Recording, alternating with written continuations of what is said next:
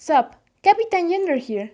The aim of this channel is to talk about representation on comics. But you may be wondering, why is representation even important? And why must it be pushed into my beloved comics? Today, I'll answer that question. I'm gonna focus mostly on the LGBTQIA and female representation, and in the Vic too. However, the statements I'll make are mostly applicable to other forms of representation, and all minorities should be included in this and all industries. So, let's talk gender and comics.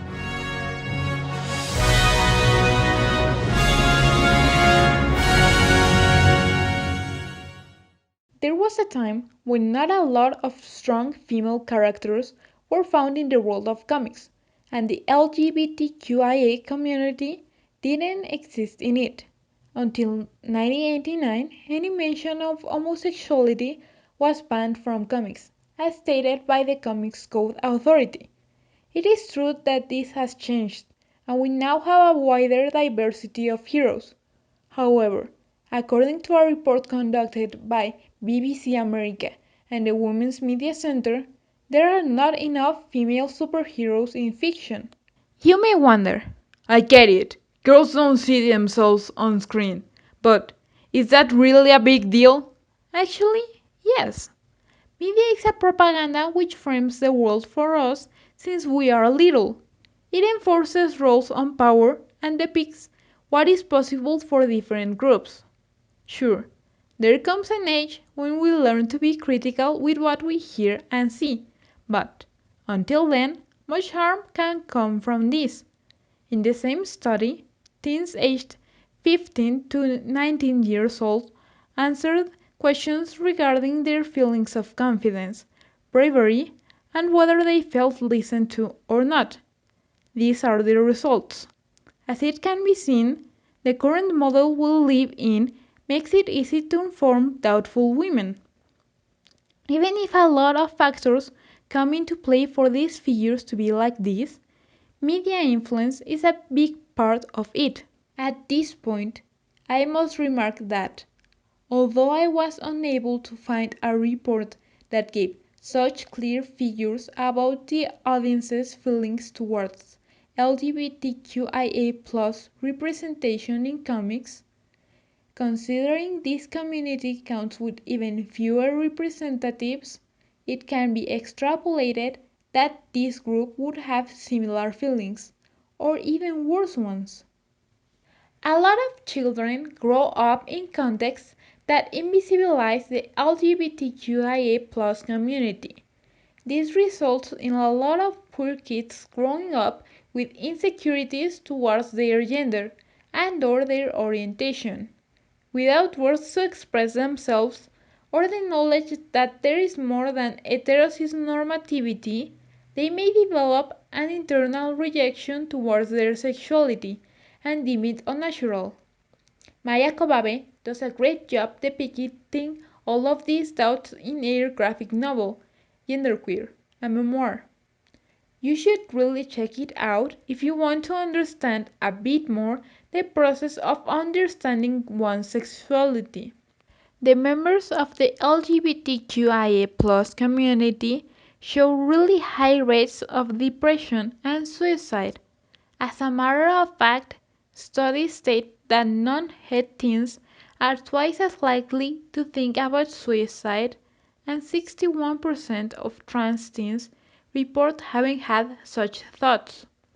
These are not conditions inherent to being LGBTQIA+, but are actually caused by the rejection they face and could be avoided if they lived in a safer environment. These kids and teens would really benefit from having relatable role models who have the same problems and insecurities they do, and demonstrate it is possible to be true to yourself. Additionally, including such characters would also help in the formation of future allies. If cis-het kids grow up seeing LGBTQIA+ folks represented in a positive fashion, they'll be more accepting of an individual belonging to that community, because it will no longer be seen as an abnormal thing. You may then add, big deal. Girls get Barbie, boys get Spider Man. What is the necessity in having female representation in comics?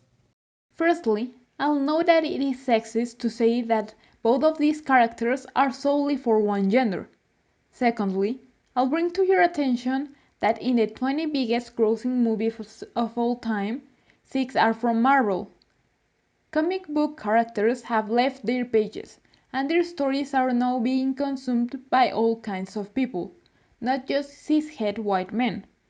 Yet, the MCU took a decade to launch its first female-led film.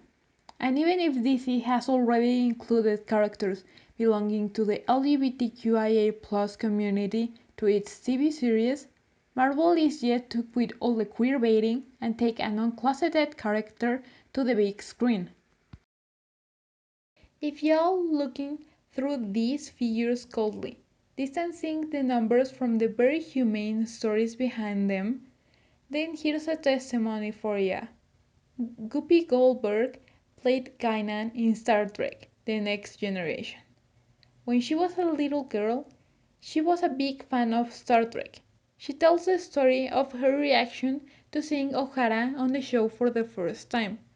I looked at it, and when I went screaming through the house, "Come here, Mom! Everybody, come quick, come quick!